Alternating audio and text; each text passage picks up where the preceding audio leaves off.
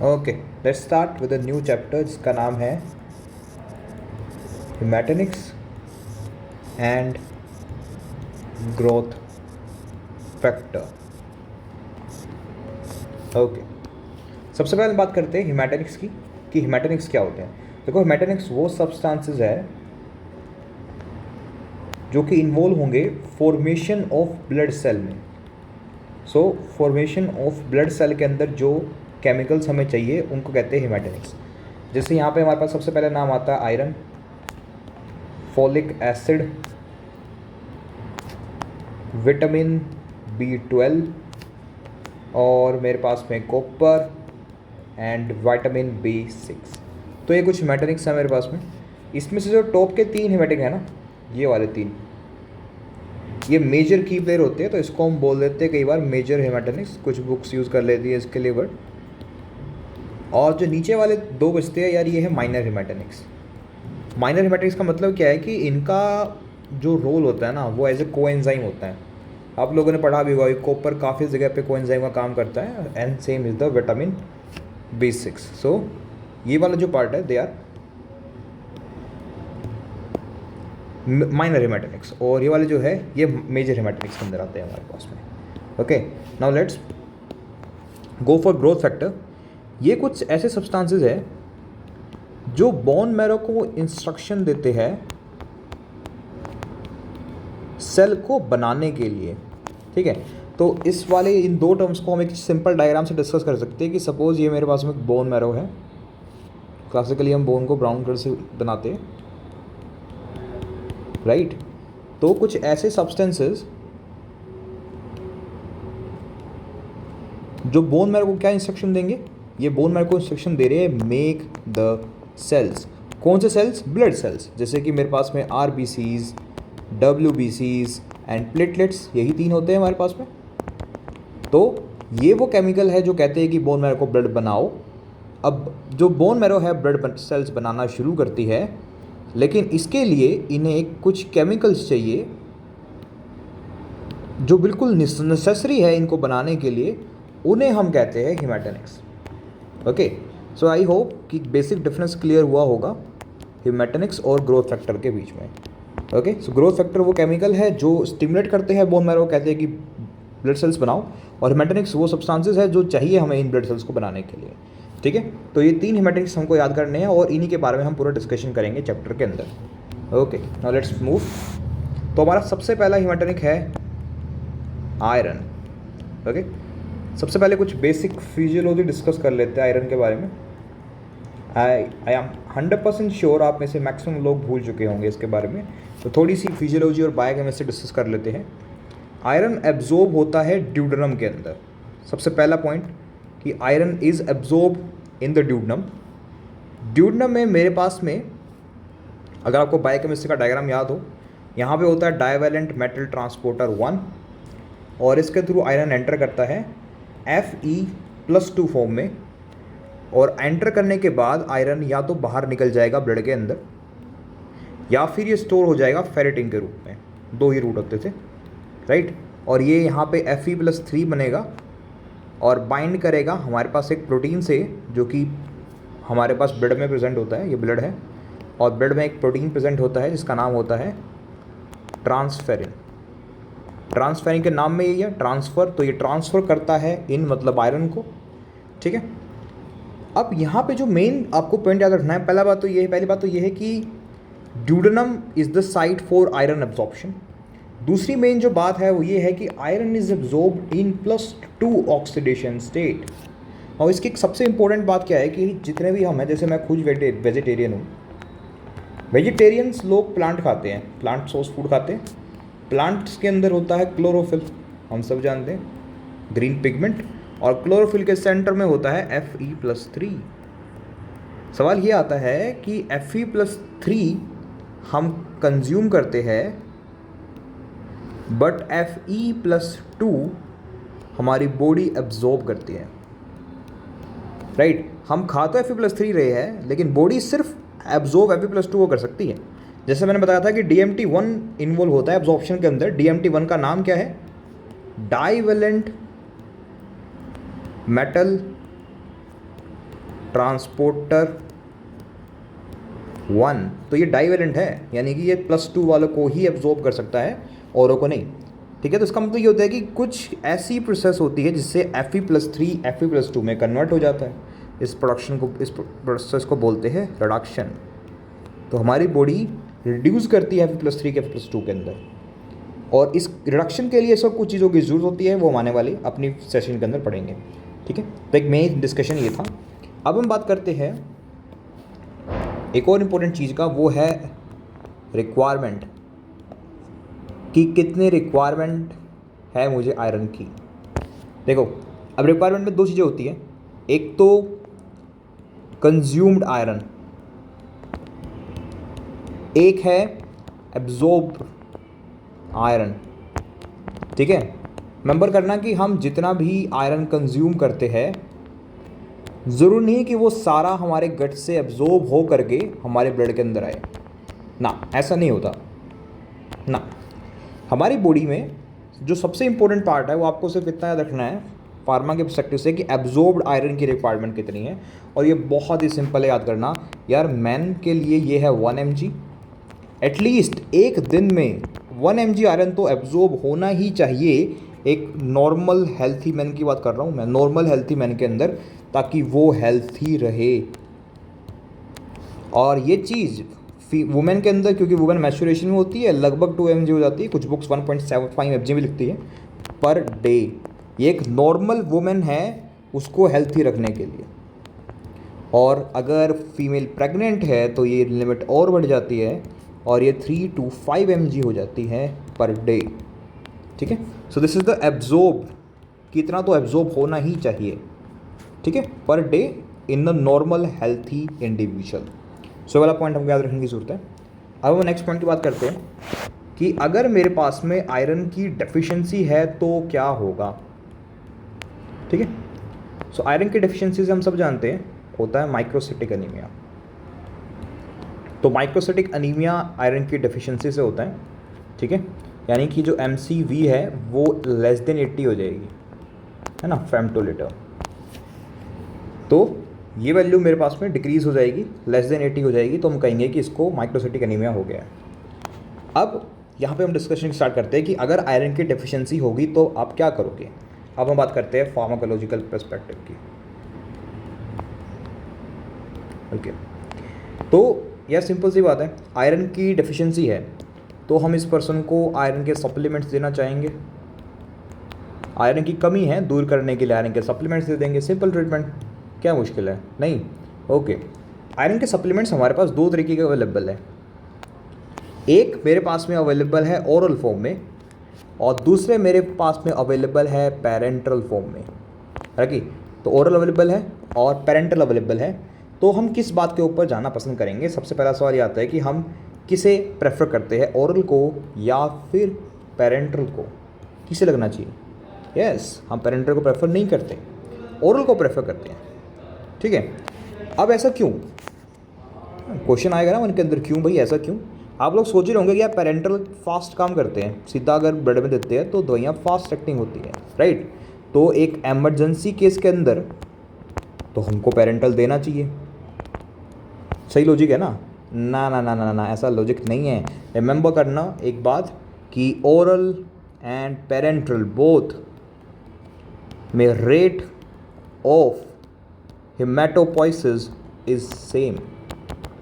So rate of hematopoiesis is same for both oral and parental।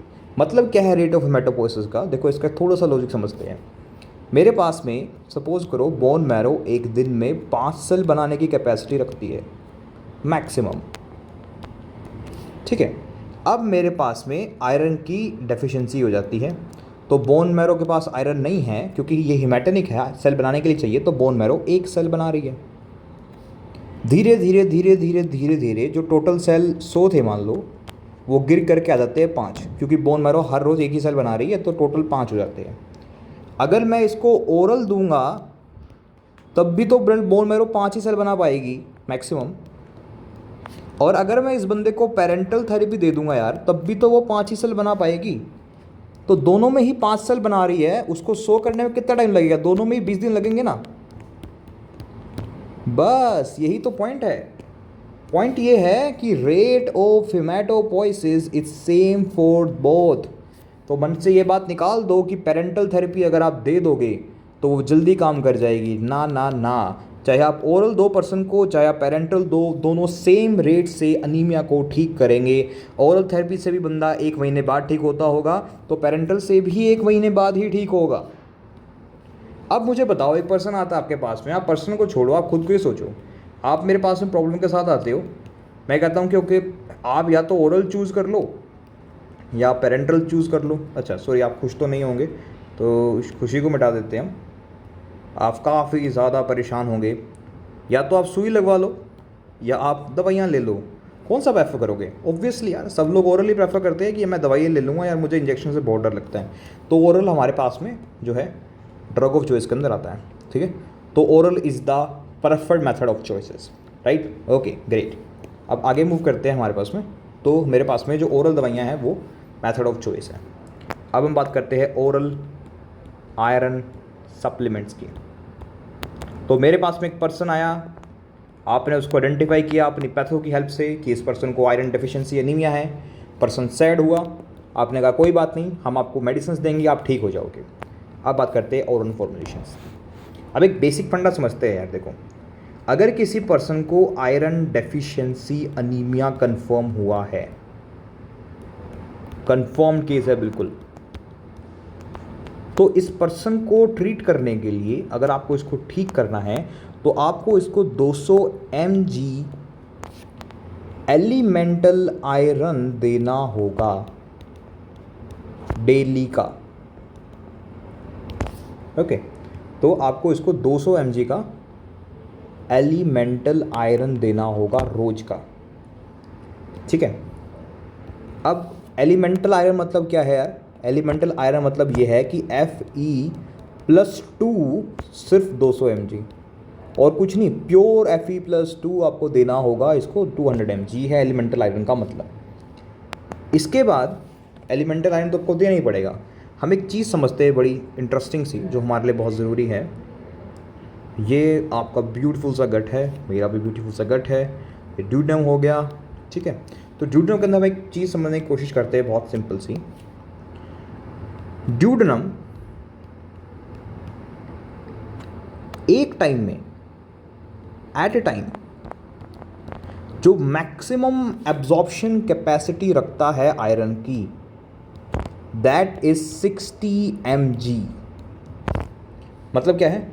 मतलब आपने एक बार खाना खाया बहुत सारा, इसमें से जो ड्यूडेनम मैक्सिमम आयरन को एब्जॉर्ब कर पाएगा वो है 60 mg।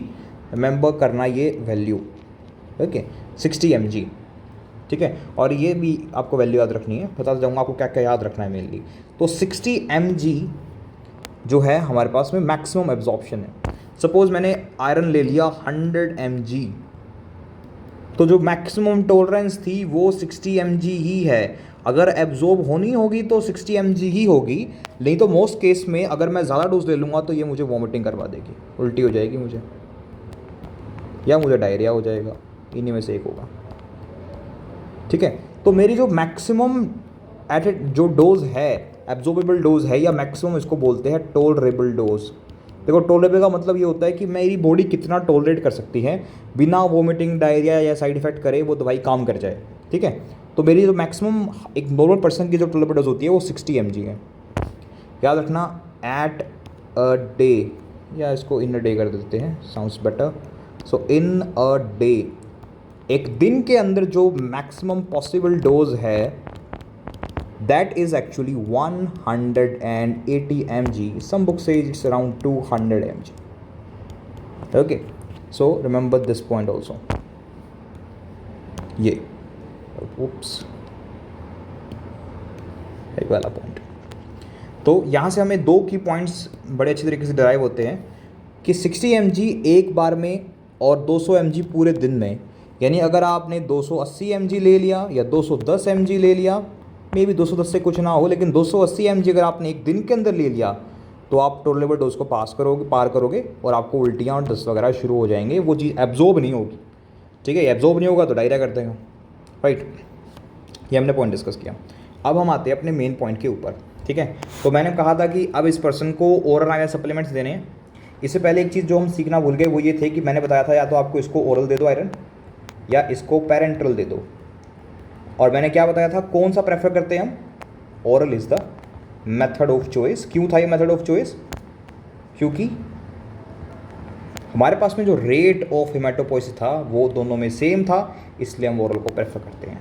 अब एक सवाल आता है, फिर हमने पेरेंट्रल बनाया ही क्यों है, रीजन क्या है पेरेंट्रल को बनाने का? उन लोगों के लिए जिनको इंजेक्शन पसंद है, ऐसा कोई पसंद नहीं है, तो हमने ये क्यों बनाया है साहब, कोई तो रीज़न होगा। ऐसा तो कोई पर्सन नहीं है भाई जो इंजेक्शन लगाना पसंद करेगा अगर दवाई से ठीक हो सकता है, तो किस लिए बनाया है? तो इसकी दो इंडिकेशन है हमने इसको बनाया किस लिए है। तो एक जो इंडिकेशन है जिसलिए हमने इसको बनाया है वो हमारे पास में होता है टॉलरेबिलिटी नहीं है ओरल को, और दूसरा होता है मेल एब्जॉर्प्शन। ज़रा सा इन दो पॉइंट्स में नज़र डालते हैं, बहुत सिंपल पॉइंट है।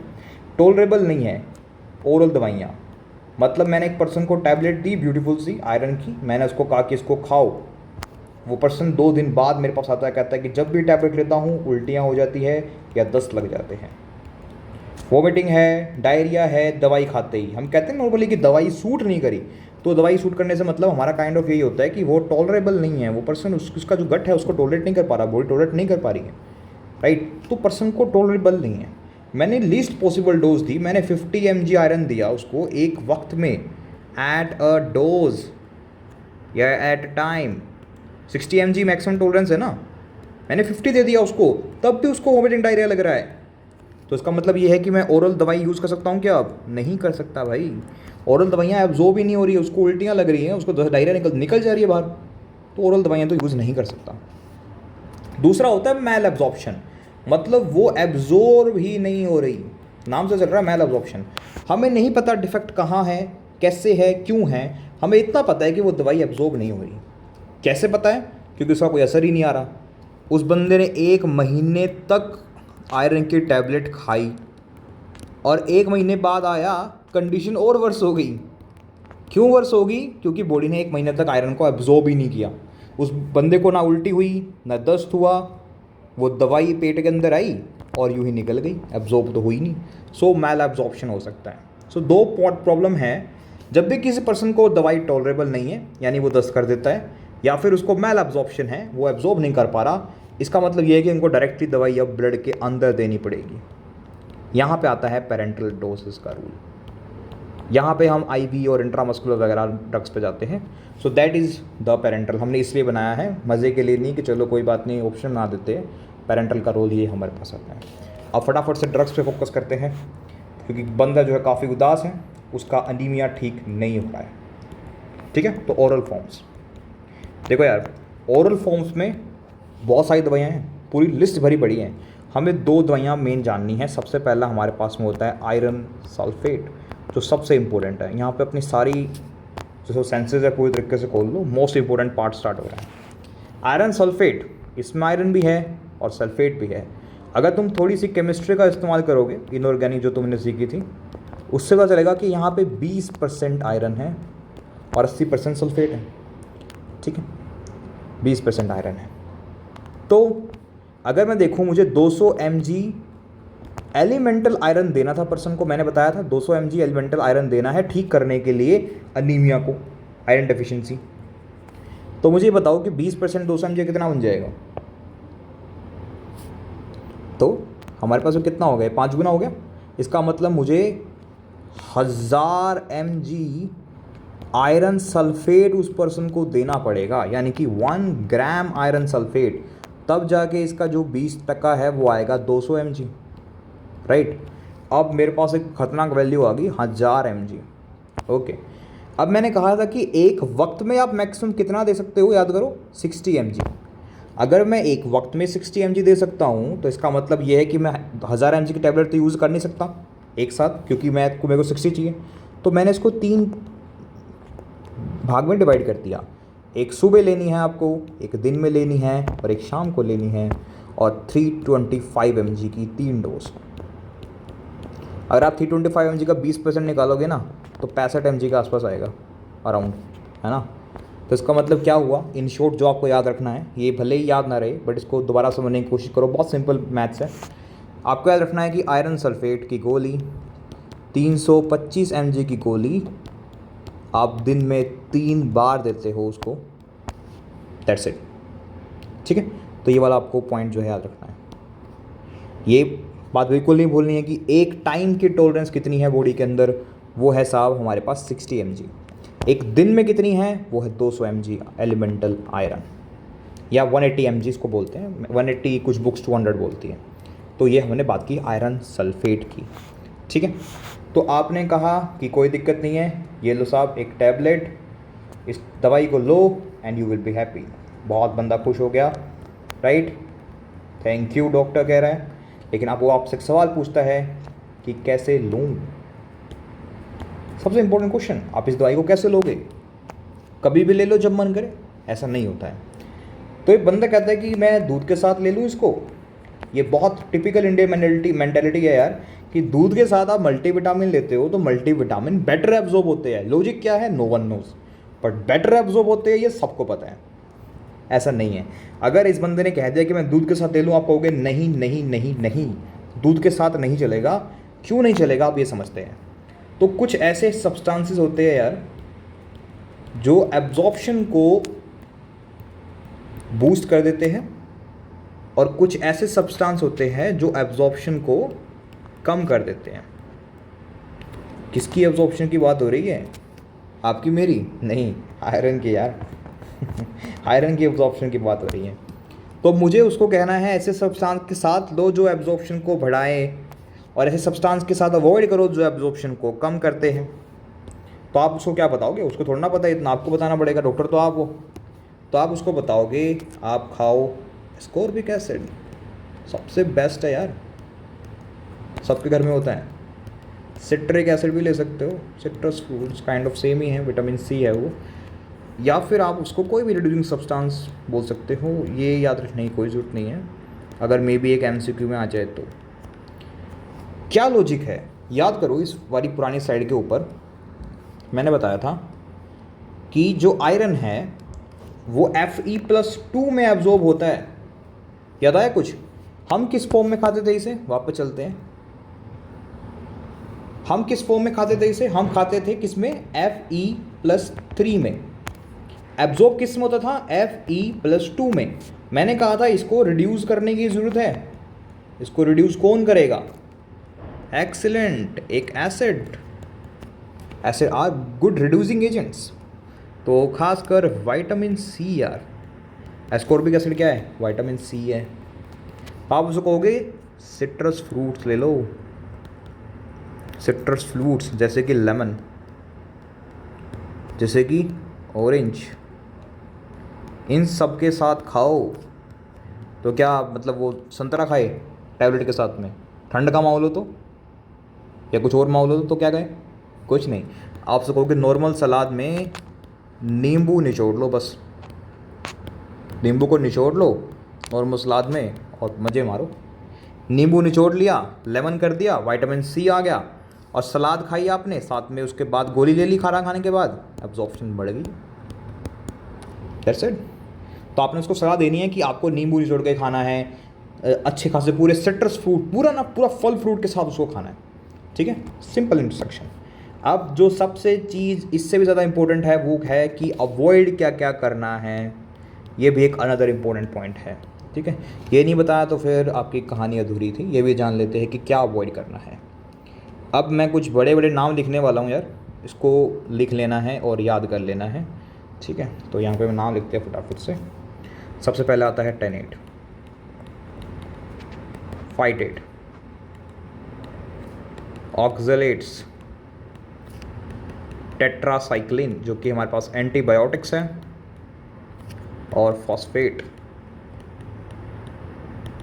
ये 5 नाम, ये आपको यार थ्योरी के लिए, MCQ वगैरह के लिए याद करने हैं। जो इम्पोर्टेंस है वो समझते हैं। देखो इनमें से जितने भी मैंने अभी नाम बोले ना, इन सारे के सारे ये जितने भी है, इनके पास में एक ख़ास पॉइंट है, वो ये है कि ये सारे कॉम्प्लेक्स बना देते हैं आयरन के साथ। अब आयरन के साथ अगर एक कॉम्प्लेक्स बना देगा कोई चीज़, तो वो एब्जॉर्ब हो पाएगी क्या? नहीं हो पाएगी। तो ये सारे के सारे आयरन की अब्जॉर्प्शन को रोकते हैं। अब जो हमें क्लिनिकली जो बात याद रखनी है रियल लाइफ में वो ये है कि भाई साहब टेनेट, फाइटेट, ऑक्सलेट मिलते हैं चाय के अंदर, जो कि बहुत ज़्यादा फेमस है इंडिया के अंदर। आपकी प्यारी कॉफ़ी के अंदर भी मिलते हैं काफ़ी कुछ। फॉस्फेट हमको मिलता है हम सब के चहेते दूध के अंदर, और टेट्रासाइक्लिन तो एंटीबायोटिक्स है ही। तो आपको क्या करना है कि आपको चाय के साथ नहीं लेनी है ये दवाइयाँ। सबसे पहली बात, आपको दूध के साथ भी नहीं लेनी है ये दवाइयाँ। आपको टेट्रासाइक्लिन के साथ भी नहीं लेनी है ये दवाइयाँ। तो ये जो पॉइंट है आपको डिपेंड करना है, उसको बताना है कि ये नहीं करना है आपने।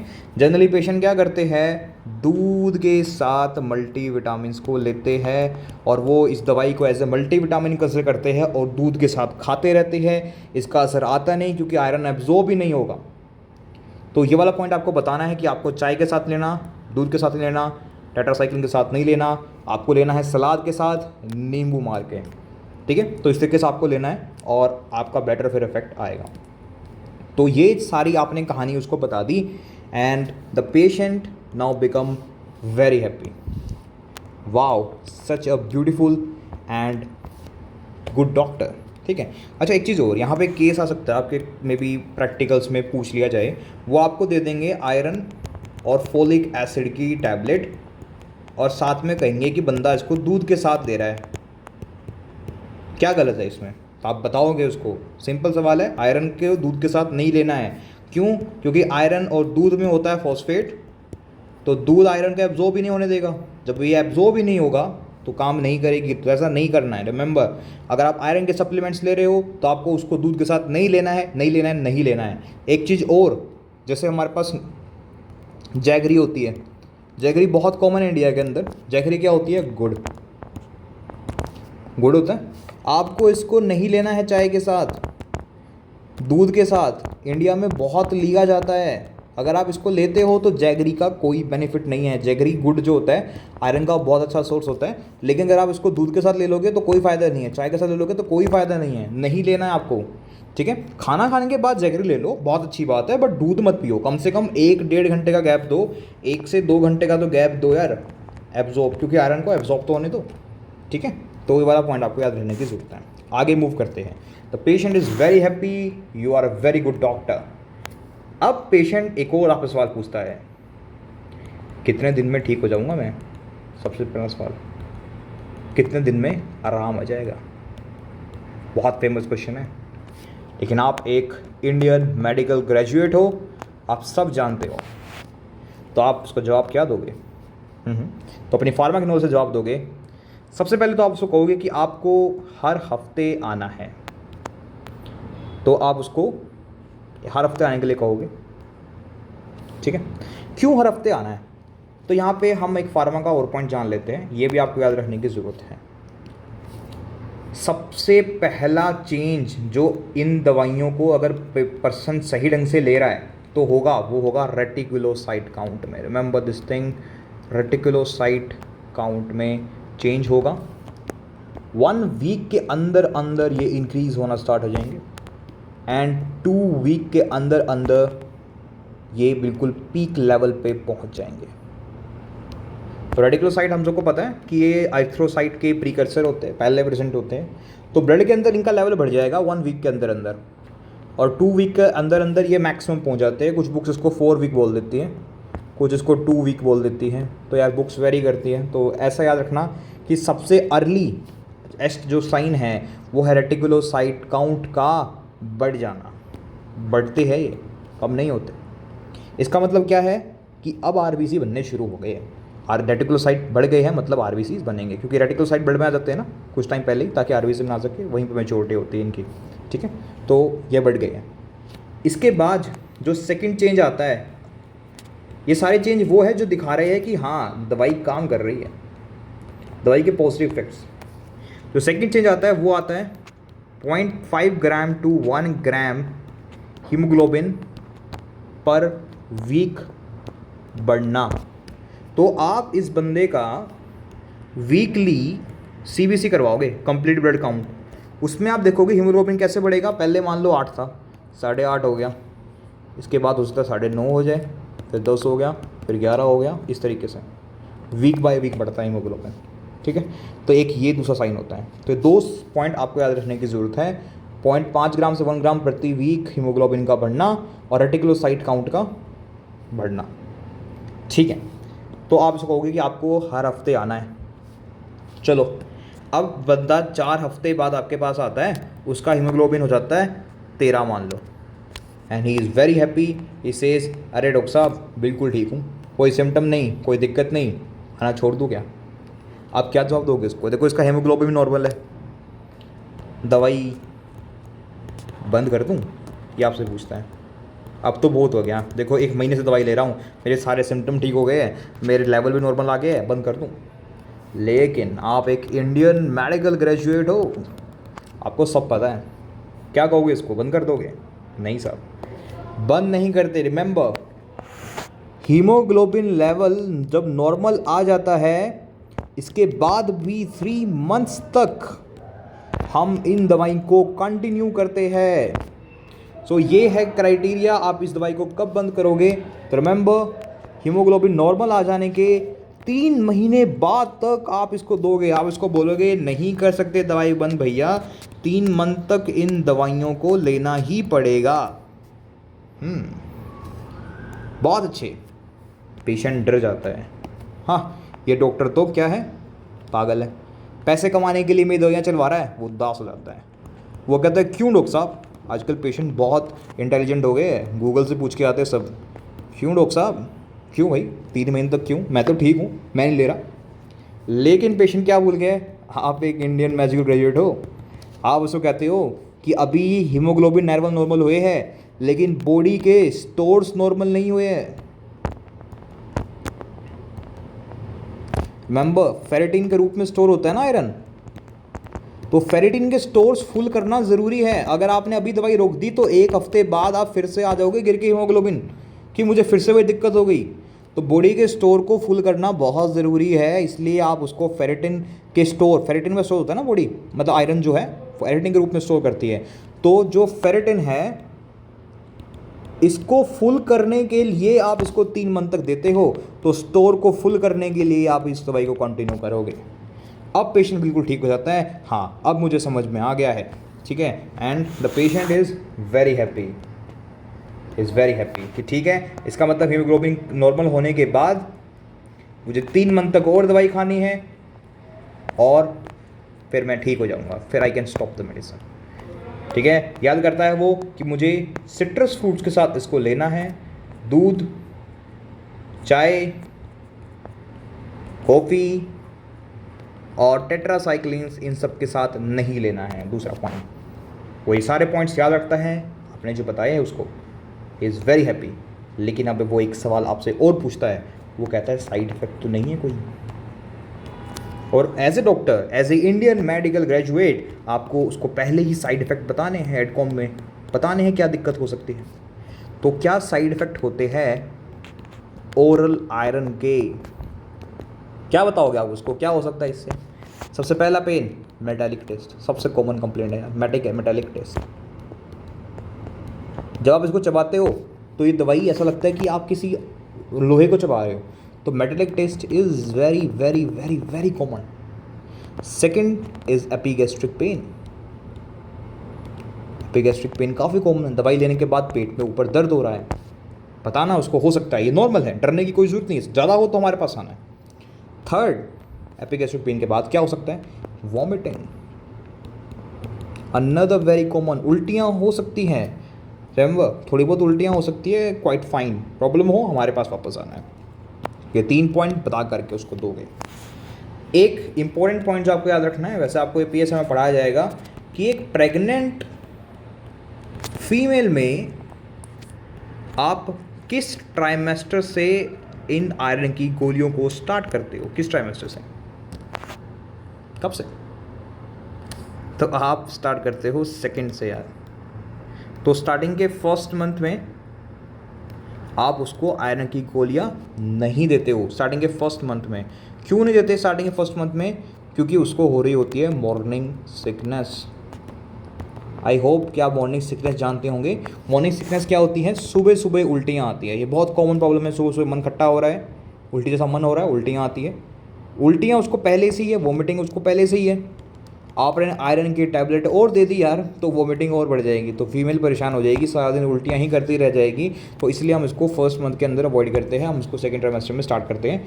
That is something we should remember, ठीक है। सो फीमेल के अंदर हम इसको सेकंड ट्राइमेस्टर से कंटिन्यू करते हैं। Okay, now you are very very good doctor and you completely told him everything that possibly you can. Second point फिर हमारे पास में आता है, अब पर्सन गया घर, उसने दवाई लेनी चालू करी और जिस बात का हमें डर था वही हुआ। पेशेंट को ज़बरदस्त डायरिया हो रहा है, पेशेंट को ज़बरदस्त वॉमिटिंग हो रही है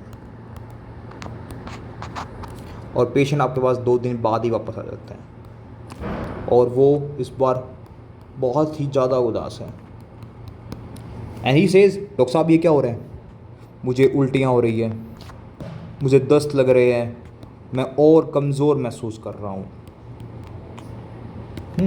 क्यों, क्या हुआ? याद करो, पिछली स्लाइड में मैंने बताया है। वेल, द सिंपलेस्ट रीजन आप जानते हो। याद करो, याद आया? याद करो, क्या आएगा? क्या आएगा रीज़न?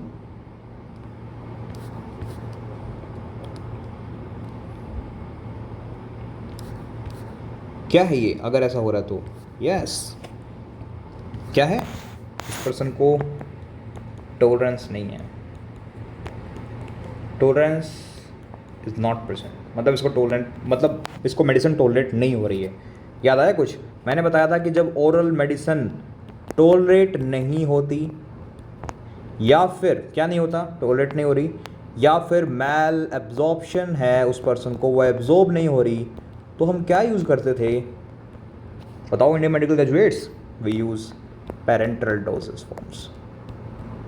सो पेरेंटल डोजेस फॉर्म का इस्तेमाल करते थे। जब ये पर्सन मेरे पास उदास होकर आता है और बताता है कि ऐसा है, तो हम कहते हैं कोई बात नहीं, हम पेरेंटल थेरेपीज यूज़ करेंगे, राइट। तो let's move to the parenteral therapies. और पेरेंटल थेरेपी में आपको सिर्फ 2 ही नाम याद करने हैं, तो ये बहुत ही सिंपल है। वैसे तो इसके भी बहुत सारे रूट हैं, मतलब बहुत सारी दवाइयाँ हैं। एक आपको याद रखना है, iron sorbitol citrate, and second is iron dextran. अब जो पॉइंट आपको याद रखने हैं, अलर्ट हो जाओ सबके सब। आयरन सॉर्बिटोल सिट्रेट को आप इंट्रामस्कुलर दे सकते हो, लेकिन इंट्रावीनस नहीं दे सकते। इस दवाई को यानी आयरन डेक्स्ट्रान को आप इंट्रामस्कुलर दे सकते हो और आप इसको इंट्रावीनस भी दे सकते हो। तो आपको याद रखना है कि इस दवाई को मैं आईवी नहीं दे सकता। अब कई बार क्वेश्चन आ जाता है कि क्यों नहीं दे सकते, क्या रीज़न है? पहले इसका रीज़न ये है कि जो आयरन सॉर्बिटोल सिट्रेट है, इट सैचुरेट्स, रिमेंबर करना ये line, the transferrin receptor very fast, so it can dislodge iron in blood and can cause iron toxicity. Excellent। क्या मतलब अब इस लाइन का? देखो, नाम में ही लिखा हुआ है। दवाई क्या करती है? सपोज़ हम मान के चलते हैं कि ये मेरे पास में मेरी खूबसूरत सी ब्लड वेसल है और यहाँ पे मेरे पास में प्रेजेंट है हमारा ट्रांसफेरिन। मैंने इस दवाई को इंजेक्ट किया, दवाई के मॉलिक्यूल्स आए, ये क्या करते हैं? इन ट्रांसफेरिन रिसेप्टर को सैचुरेट कर लेते। सैचुरेट का मतलब क्या होता है कि जितने भी ट्रांसफेरिन रिसेप्टर है उन सबके साथ बाइंड कर जाएगी। अब ट्रांसफेरिन रिसेप्टर को सैचुरेट कर लिया इन दिस दवाई ने इस तरीके से, है ना, सैचुरेट द ट्रांसफेरिन। अगर ट्रांसफेरिन को सैचुरेट कर दिया, ट्रांसफेरिन का काम क्या था गाइस? ट्रांसफेरिन का काम क्या था? ट्रांसफ़र करना आयरन को, या आयरन को पकड़ के रखता है। रिमेंबर, आयरन ब्लड में फ्री नहीं होता, वो ब्लड में फ्री घूम ही नहीं सकता, अगर वो इतना टॉक्सिक है, मर जाओगे आप अगर ऐसा आयरन फ्री घूमने लग गया तो। आयरन हमेशा बाइंड होता है, तो आप याद रखो कि आयरन, मान लो ये है आयरन, यहाँ से बाइंड था, कि इसके साथ ट्रांसफेरिन के साथ बाइंड था, लेकिन इस मेडिसिन ने क्या किया, लात मार के इसको निकाल दिया, जाओ दूर, और लात मार के इसको निकाल दिया तो आयरन ब्लड में आना शुरू हो गया। तो it saturates the transferrin receptor very fast and it discloses the iron in the blood and can cause iron toxicity. अब जो आयरन है वो ब्लड के अंदर आ गया, और आयरन ब्लड के अंदर आने की वजह से क्या हो गया, आयरन की टॉक्सिसिटी हो गई। इसलिए ही आप इस दवाई को आईवी नहीं देते, आप आईएम देते हो। आईएम में नहीं होगा, ये नहीं होगा, क्योंकि आईएम में ये जो दवाई है ये धीरे धीरे करके रिलीज़ होगी। तो धीरे धीरे करके दवाई रिलीज़ होती है, इसलिए आप इसको इंट्रामस्कुलर दे सकते हो, आईवी नहीं दे सकते। डेक्स्ट्रान के साथ ऐसी प्रॉब्लम नहीं है, क्योंकि डेक्स्ट्रान सेचुरेट नहीं करता है ट्रांसफर रिसेप्टर को इतनी जल्दी, तो उसको आप दे सकते हो। That's it. एक पॉइंट और जो आपको याद रखना है कि इसकी डोज क्या दोगे। पता है पेरेंटल में एक फ़ायदा होता है, जैसे कि मैंने कहा था कि ओरल थेरेपी और पेरेंटल थेरेपी दोनों में रेट ऑफ हेमाटोपोइसिस सेम था, बिल्कुल सेम था ना, बिल्कुल कि बिल्कुल सेम था। लेकिन ओरल और पेरेंटल में तो सेम था, बट यहाँ पे फ़ायदा क्या होता है कि ओरल आपको रेगुलरली डेली लेना पड़ता है, लेकिन जो पेरेंटल है वो आपको डेली नहीं लेना पड़ता है। वो आप एक ही बार में इंजेक्शन लगा देते हो पर्सन को, और वो काम करता रहेगा 2-3 महीने तक। तो इसकी डोज क्या देते हो, it is 4.3 into haemoglobin deficit multiplied by body weight. Haemoglobin deficient क्या है, मान लो कि 13 नॉर्मल वैल्यू है, उस पर्सन का 8 है, तो कितनी डेफिशिएंट होगी, 5, 4.3, और बॉडी वेट मान लो उसका कितना है, 70 है मान लो, ठीक है। तो इस तरह के पर्सन में आप इसकी कैलकुलेशन कर लोगे, इतनी डोज का इंजेक्शन बनाओगे और उसको दे दोगे। अगर आपने इंट्रामस्कुलर देना इंट्रामस्कुलर दे दो, आईवी देना आईवी दे दो, उसको दे दोगे। रिमेंबर याद करना कि ये जो 4.3 है ना, इसमें मैंने स्टोर्स भी कैलकुलेट कर लिए है। याद आया, ओरल के अंदर हम 3 महीने तक उसको एक्स्ट्रा दे रहे थे। क्यों एक्स्ट्रा दे रहे थे, ताकि स्टोर्स रेप्लिनिश हो जाए, है ना, स्टोर्स वापस से फुलफिल हो जाए, इसलिए हम उसको दे रहे थे। लेकिन यहाँ पे इस डोज में हमने स्टोर की वैल्यू भी कैलकुलेट कर ली है।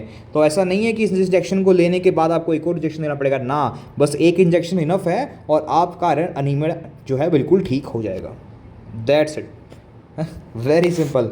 लेकिन याद रखना एक फॉर्मूला और होता है, इसका नाम होता है 2.3 into haemoglobin deficient into body weight. यहाँ पे 2.3 आ गया, इसमें मैंने स्टोर्स नहीं माने हैं, तो इसमें मैंने स्टोर्स नहीं माने हैं। 4.3 वाले के अंदर मैंने स्टोर्स माने हैं, इसमें स्टोर नहीं माने हैं। तो ये वाला पॉइंट आपको याद रखने की जरूरत है कि जिसमें 4.3 वाला फॉर्मूला है, इसमें आपके स्टोर भी आ गए, लेकिन 2.3 वाले के अंदर आपके स्टोर्स नहीं आए हैं, ठीक है। अब बात करते हैं साइड इफेक्ट्स की। इनके क्या साइड इफेक्ट्स हैं, तो इसके साइड इफेक्ट होता है पेन एट द साइट। बहुत ही ज़्यादा पेन होता है जहाँ पे इंजेक्शन लगता है, आपको मसल में लगता है तो खासकर, ठीक है। तो पेन रहता है काफ़ी दिनों तक, तो पेन। दूसरा हमारे पास होता है पिगमेंटेशन, ठीक है। पिगमेंटेशन क्या होता है, जैसे कि मेरे पास में सपोज़ ये मेरे पास में खूबसूरत सी मसल है, इसके ऊपर खूबसूरत सी आपकी स्किन, ठीक है। तो जैसे ही मैंने यहाँ पे एक इंजेक्शन आपको दिया, तो यहाँ से आयरन गया, है ना, यहाँ से क्या गया, आयरन गया। तो कुछ आयरन वापस आ जाता है और वापस आकर के स्किन पे डिपॉजिट होना स्टार्ट हो जाता है, यानी ऊपर जमा हो जाएगा। जब आयरन ऊपर जमा हो जाएगा तो इस एरिया की पिगमेंटेशन कर सकता है, मतलब उस जगह पे एक बड़ा सा धब्बा छोड़ जाएगा हमेशा के लिए। तो स्किन में आकर के डिपॉजिट हो जाएगी ये दवाई और स्किन की पिगमेंटेशन कर देगी। आपको पसंद है क्या, किसी को भी पसंद नहीं है जिस जगह निशान लगा उसके चारों तरफ बड़ा सा धब्बा होगा जो कभी नहीं जाएगा ज़िंदगी से। तो ये एक साइड इफ़ेक्ट होता है। इससे बचने के लिए हमारे पास होती है जेड स्ट्रीक टेक्निक। तो हम जेड स्ट्रीक टेक्निक से इंजेक्शन देते हैं। जेड स्ट्रीक टेक्निक क्या होता है, सपोज़ ये मेरे पास में इंजेक्शन की साइट है, ये वाली, ये स्किन है, इसके नीचे आपकी मसल वगैरह फैट वगैरह सब है, ठीक है। तो यहाँ पे फैट है आपका, वो मसल है। तो इसमें मैं क्या करता हूँ, इसमें मैं स्किन को पकड़ के, यहाँ से स्किन को पकड़ के थोड़ा सा ऐसे सलवटे हिला लेता हूँ। इस तरीके से मैंने स्किन को पकड़ के नीचे कर दिया, समझ रहे हो, आप उंगली से पकड़ के अपनी स्किन को नीचे कर दो। उसके बाद मैंने क्या किया, उसके बाद मैंने यहाँ पे इंजेक्शन दिया, तो मेरी जो साइट थी अब इंजेक्शन की ये बन गई। अब मैं क्या करूँगा, स्किन को छोड़ दूँगा। मैंने जो खींचा था ना, अब मैं इसको छोड़ दूँगा इस तरीके से। मैंने इसको छोड़ दिया। जब मैंने इसको छोड़ दिया तो जो होल वाला एरिया था ये कहाँ चला जाएगा? अब होल वाला एरिया ऊपर आ जाएगा और इस तरीके से कवर हो जाएगा। देखा आपने? मतलब आपने होल जहाँ पे किया वो सरक गया है। क्या अभी आयरन बाहर आ पाएगा? ना, क्योंकि होल वाला एरिया दूर है, वहाँ तक आयरन नहीं जा सकता। ये देखो डिस्टेंस है ना, तो आयरन वापस नहीं आ पाता। तो जेड स्टिक टेक्निक के थ्रू मैं पिगमेंटेशन से बच जाता हूँ। तो ये मेरे पास में एक अनदर मेथड है। ठीक है, ग्रेट। इसके बाद में लास्ट जो टॉपिक यहाँ बचता है वो है टॉक्सिसिटी। सपोज आयरन की टॉक्सिसिटी हो गई, आपने उसको दवाई दे दी इंजेक्शन और उस बंदे को टॉक्सिसिटी हो गई। ठीक है, अब मेंटेन करनी है। तो टॉक्सिसिटी मेंटेन करने के दो तरीके हैं। या तो हुई है एक्यूट टॉक्सिसिटी, मतलब कि अभी अभी प्रेजेंट की है, कोई लंबे टाइम तक नहीं, या फिर क्रोनिक के चांस है लंबे टाइम तक क्रोनिक यूज से। तो इसमें जो दवाई हम इस्तेमाल करते हैं, आपको दवाइयों के नाम याद रखने हैं। सबसे फेमस नाम है डेस्फेरिऑक्सामिन। ठीक है, ये दवाई आप इंट्रामस्कुलर देते हो उस पर्सन को, इंजेक्शन होता है डेस्फेरिऑक्सामिन। बेसिकली डेस्फेरिऑक्सामिन काम कैसे करता है? ये दवाई चिलेशन कर देती है। चिलेशन समझते हो? मतलब ये दवाई आकर के आयरन के साथ में बाइंड कर लेगी। सपोज ये एक आयरन है, तो आयरन के साथ में बाइंड कर लेगी इस तरीके से। तो चिलेशन हमारे पास में देखने को मिल सकता है डेस्फेरिऑक्सामिन से। इसके अलावा होता है कैल्शियम डायसोडियम EDTA। ठीक है, इसके अलावा होता है DTPA, डाइथाइलिन ट्राइमाइन पेंटासिटेट। तो DTPA, डेस्फेरिऑक्सामिन, कैल्शियम डायसोडियम EDTA, ये सारी दवाइयाँ। क्रोनिक में हम एक ओरल दवाई दे सकते हैं। क्रोनिक का मतलब क्या है यार यहाँ पे? मतलब क्या लंबे टाइम तक? नहीं, ऐसा बंदा जो बार बार रिस्क पे होता है ना आयरन की टॉक्सिसिटी होने की, उसके लिए हम ओरल दवाई देते हैं। जब भी आपको लगे आप इस दवाई को लेते रहो रेगुलर। जैसे कि थैलेसीमिया का पेशेंट है यार, थैलेसीमिया का पेशेंट है, खासकर बीटा थैलेसीमिया का। वो क्या करता है? रेगुलर ब्लड ट्रांसफ्यूजन करवाता है। रेगुलर ब्लड ट्रांसफ्यूजन करवाता है, बार बार ब्लड ट्रांसफ्यूजन करवाता है।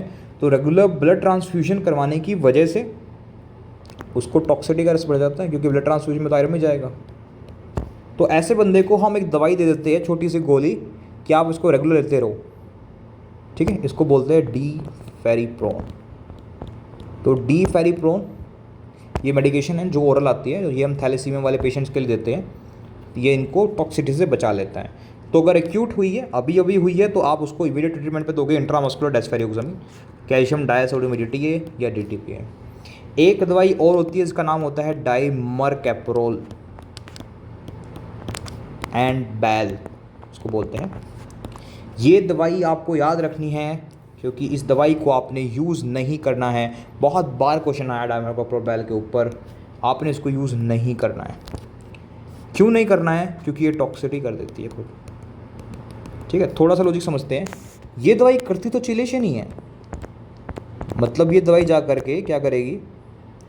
आयरन के साथ बाइंड कर लेगी, लेकिन आयरन के साथ बाइंड करने के बाद जो कॉम्प्लेक्स बनता है ना चिलेशन के बाद, ये बड़ा सा कॉम्प्लेक्स, ये खुद ज़्यादा टॉक्सिक है आयरन से भी। जितना आयरन टॉक्सिक नहीं था ना, उससे ज़्यादा टॉक्सिक तो ये कॉम्प्लेक्स है। तो इस दवाई को आप यूज़ नहीं करते हो आयरन टॉक्सिसिटी के लिए। हालांकि है ही चिलेटिंग एजेंट ही, बट आयरन टॉक्सिसिटी में इस्तेमाल नहीं करते हो। कुछ और एक्स्ट्रा नॉलेज के लिए इस दवाई को कहाँ इस्तेमाल करते हैं? मर्क्यूरिक टॉक्सिसिटी के लिए। तो मर्क्यूरिक टॉक्सिसिटी हो गया, या फिर लेड पॉइजनिंग हो गई, इन सारे पेशेंट्स के अंदर। ठीक है, इनफैक्ट मैं बताता हूँ आपको मेरी कहानी। जेल में हमारे पड़ोस में किसी पर्सन ने मरकरी जो थर्मामीटर होता है उसको तोड़ करके मरकरी को पी लिया था, और वो मरकरी लिटरली उसके लंग्स में चला गया था खांसने के दौरान, और उसमें अंदर भी उसको मरकरी टॉक्सिसिटी हो गई थी। तो उस केस में क्या करोगे आप? You will use डाइमरकैप्रोल। Other drugs भी है, बट बैल उस केस में यूज़ हो सकता है। तो मरकरी टॉक्सिसिटी, लेड टॉक्सिसिटी, इन सब के अंदर आप इसका इस्तेमाल कर सकते हैं। ओके, तो that was all about the iron part. Haematinics में हमने आयरन डिस्कस कर लिया है, और अब हमारे पास में बहुत छोटे छोटे टॉपिक्स बचे एक्चुअली, सही बताऊँ तो। ठीक है, बाकी आयरन ही सबसे बड़ा था, क्योंकि जानना बहुत ज़रूरी है हमारे लिए।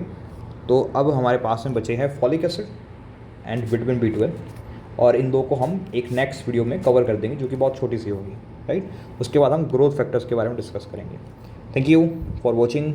be with me, Virat ho, so you can ask in the comment section. Thank you so much. Okay, and have a good day. Best of luck, Indian medical graduates. Okay, bye.